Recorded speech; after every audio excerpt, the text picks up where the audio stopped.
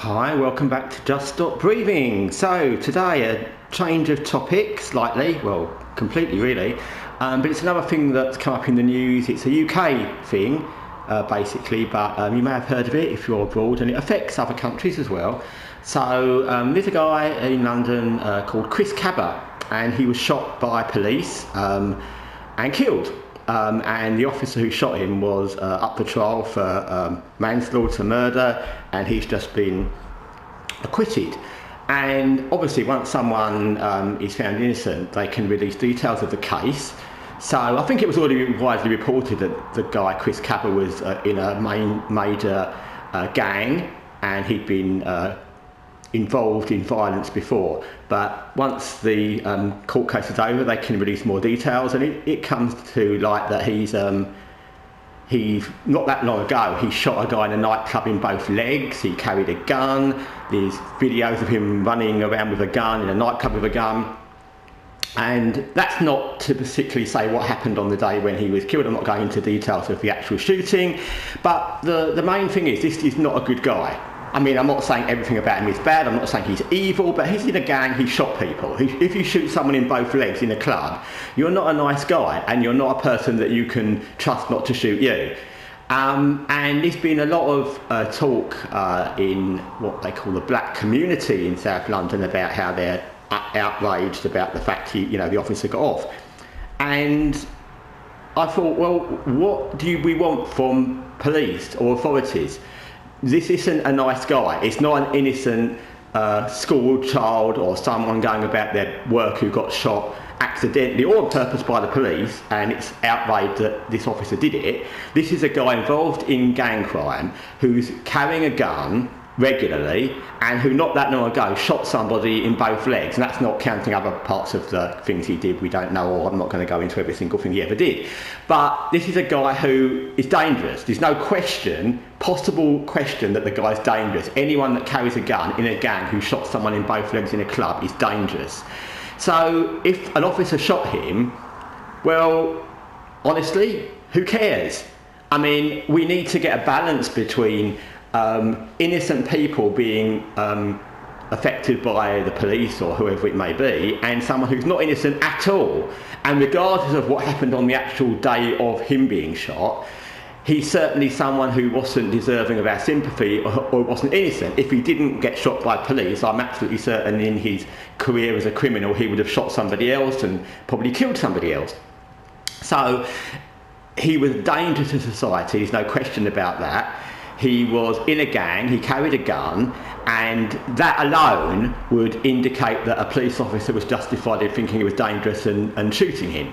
And where do we draw the line? If we're upset that police shot a guy who's in a gang, who shot someone in both legs and carries a gun, then what do we expect them to do? Ask them nicely to put the gun down? And I think there's much too much, and I've seen this in other countries as well, there's much too much of people jumping on a bandwagon where someone's shot by the police. It's usually someone black, because that community seems to jump on the bandwagon of, oh my God, you shot someone black straight away, regardless of what they've done. And it doesn't matter whether he was black or Asian or Indian or white or any religion. If you're a gang member who's recently shot people and you carry a gun, you're liable to end up the same way, shot.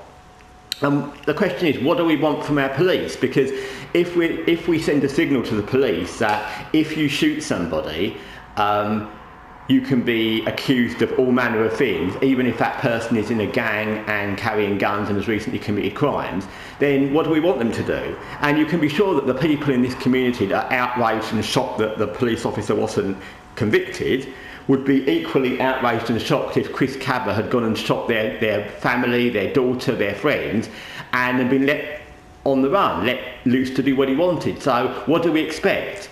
And we need to support the police, not in everything they do, of course, and there needs to be accountability. And if the police do shoot innocent people, then they do need to be held to account, of course they do.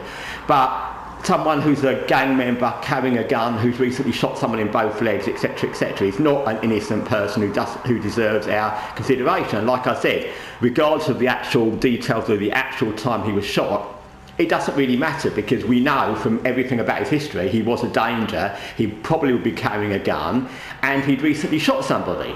So I think that we need to balance out accountability to not this blanket thing where the police do anything, especially against someone of a minority group, and especially black, and we all jump on a bandwagon, or the black community, or other communities, it happens as well, jump on a bandwagon of, oh my God, the police brutality, oh my God, the police did this terrible thing. And I think it's like lots of things we talked about on this channel before. If a community supports the police or the government or the local authorities, wherever they might be, when parts of their community do the wrong thing, they will be much more accepted, and when they have a grievance, people will understand. If members of any community quickly jump on a bandwagon of, oh my God, you can't do this, even if that person is a paedophile or a drug dealer or a gang member or a killer, then that community alienates themselves from the law in that country, and it counts, like I said in other videos, it counts everyone in every community. You can't just have a blanket thing where you think your community is for some reason not responsible for what they do, and whatever they do, the police shouldn't react. And like I said, I don't know what any of these people in these communities would think they would do, but if you're confronted with a person who's recently shot someone in both legs, who's in a gang, who's a dangerous person and carrying a gun, you know, what would you expect you would do? I think we need to, yes, police accountability is good, but we need to balance that with when people do the wrong thing, and that's the person that's shot. They also need to be held accountable for their actions that put them into that situation in the first place.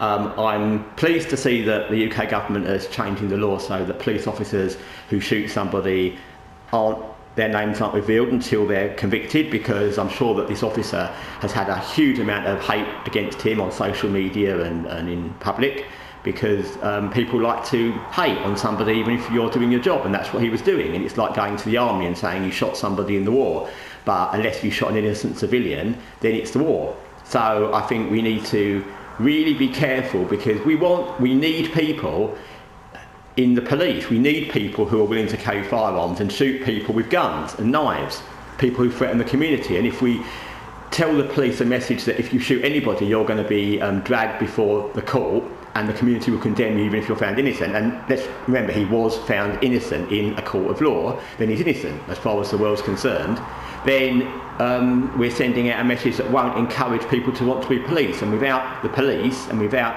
authority, these gangs and shooters and criminals will get away with whatever they want to do.